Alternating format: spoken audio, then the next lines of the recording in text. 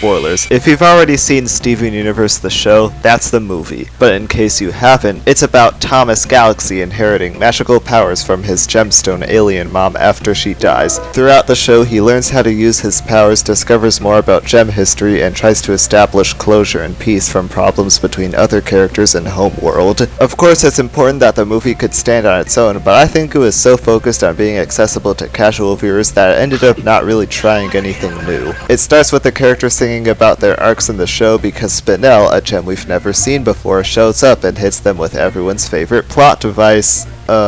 I don't know, I forgot. And so, the movie becomes about Steven helping the other gems re-experience their arcs in the show and trying to get his powers to work properly again, so you can learn why Spinel's upset, which is because Steven's mom abandoned her for 6,000 years, and get her to stop her Earth chemo so everything can go back to normal. Even Steven himself starts ranting about how this is all stuff he's already been through, which makes me question now if the writers knew they weren't pushing Steven forward. And then they try to sneak in some message about how there's no such thing as happily ever after, and it made Steven forget about the power of change. But if you want that to stick longer, Steven needs to go through some brand new challenges, especially since this takes place 2 years after the main show's ending. But I don't think the story really has much new for long-term viewers, and the other gems go through even less new than Steven, and by even less, I mean nothing. They didn't even know what to do for Amethyst. Doesn't her arc in the show have something to do with not being bothered by others considering her inferior in one way or another? Well, that's not how Steven helps get her back. Instead, they sing about how they'll always be besties while he teaches her about Amethyst shenanigans. Did the team not even watch the show? I haven't seen it in years, but I think I remember it pretty well. If you still want the other gems to be involved, you could just use them as complementary characters to Steven's arc, trying to convince him that although his efforts are appreciated, he's reaching for an impossible outcome. Having them speedrun what they've already been through is only satisfying if you treat the franchise like a religion, and for those of you who do, let me know if you noticed any Spinel foreshadowing in the show. Double spoiler, I checked the Steven Universe wiki and I don't think there is any. I thought the movie was pretty good when it came out, but now that it's been a few years, I think it's cheap and less evolutionary than Terminal Montage. 100% on Rotten Tomatoes, my ass!